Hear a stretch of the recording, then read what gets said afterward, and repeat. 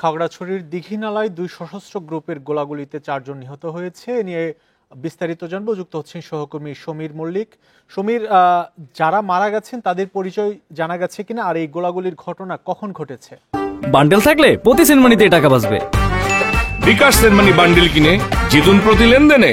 দেখুন, কিছুক্ষণ আগে আমি দীঘিনালা থানা পুলিশের পক্ষ থেকে একটা ইনসিডেন্ট রিপোর্ট পাই এবং সেই বিষয়টা নিয়ে আমি দীঘিনালা থানা যিনি ভারপ্রাপ্ত কর্মকর্তা ওসি জাকারিয়ার সাথে কথা বলছি। তিনি আমাদেরকে যে বিষয়টা জানিয়েছেন, গতকাল রাতে দীঘিনালার খাগড়াছড়ির দীঘিনালার যে দুর্গম নারায়ছড়ি, সেখানে দুইটি গ্রুপের এই মধ্যে সংঘর্ষের ঘটনাটি হয়েছে এবং সেটি আমি যদি আপনাকে এলাকাটা একটা বিবরণ দিতে চাই, এটা আসলে ঘটনাস্থলটি অতি দুর্গম, কারণ এটি দীঘিনালার সদর থেকে এখানে আসলে পায়ে হাঁটার কোনো যোগাযোগ ব্যবস্থা নেই, নৌপথে যাতায়াত করতে এবং স্থানীয় অনেক দুর্গম পথ পাড়ি দিয়ে কিন্তু নারায়ছড়ি যায় এবং খাগড়াছড়ি সদর থেকে এই এলাকাটির দূরত্ব 72 কিলোমিটার, অর্থাৎ সেখানে মোবাইল নেটওয়ার্ক নেই, অনেকটাই বলা যায় যে একটু দুর্গম এলাকা। এবং এই বিষয়টা নিয়ে আমি ওসির সাথে কথা বলার পরে যিনি পুলিশের ভারপ্রাপ্ত দীঘিনালা থানা যিনি ভারপ্রাপ্ত কর্মকর্তা রয়েছেন, তিনি আমাদেরকে মূলত নিশ্চিত করেছেন যে আসলে 4 জনের মৃত্যুর ঘটনাটা এবং যে 4 জন মারা গেছে তারা আঞ্চলিক সংগঠন ইউপিডিএফ এর রাজনীতির সাথে জড়িত বলে আমরা জানতে পেরেছি। এবং সেখানে সন্তুল আমার নেতৃত্বাধীন যে মূল জেএসএস, সেই সংগঠনটির সাথে ইউপিডিএফ এর গুলি বিনিময় হয় বলে তিনি আমাদেরকে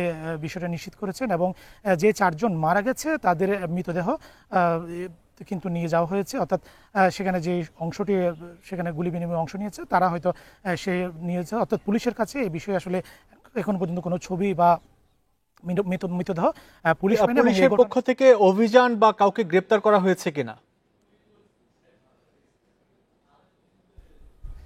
দেখুন, আমি শুরুতে বলেছি ঘটনাস্থল আসলে অতি দুর্গম, এখানে আসলে সহজে এত দুর্গম পথে যাওয়া পুলিশের পক্ষে সহসা সম্ভব নয়। তারা এই বিষয়টা নিয়ে আরো বিস্তারিত মানে তাদেরকে আরো বিষয়ে তারা জানার চেষ্টা করছে, তবে এখানে এখন পর্যন্ত সেখানে কোনো ধরনের অভিযানের বিষয়ে আমি নিশ্চিত হতে পারিনি বা পুলিশের পক্ষ থেকে জানাতে পারিনি। তবে পুলিশ যেটা বলছে আসলে এখন পর্যন্ত সেখানে দুই পক্ষ তারা মুখোমুখি অবস্থানে রয়েছে এবং নতুন করে আসলে একটা সহিংসতার একটা শঙ্কার জায়গা পুলিশের পক্ষ থেকে করা হচ্ছে। এই ছিল আসলে মূলত নারায়ছড়িতে যে বিভিন্ন সময় দেখে থাকি যে এই খাগড়াছড়িতে দুই পক্ষ ইউপিডিএফ জেএসডি এই দুই পক্ষের সংঘর্ষ হয়। আজকে আসলে কি নিয়ে সংঘর্ষ, পুলিশ কি বলছে, কোনো কিছু জানতে পেরেছে কিনা প্রাথমিকভাবে?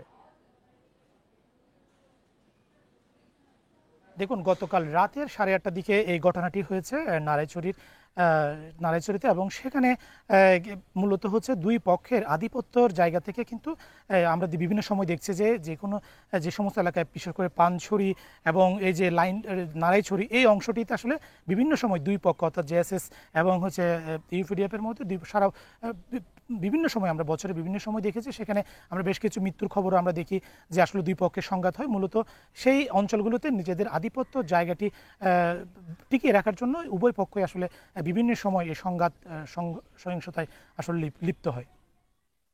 ছড়িতে দুই পক্ষের গোলাগুলিতে 4 জন নিহত হয়েছেন, সেই খবর জানাচ্ছিলেন সহকর্মী সমীর মল্লিক।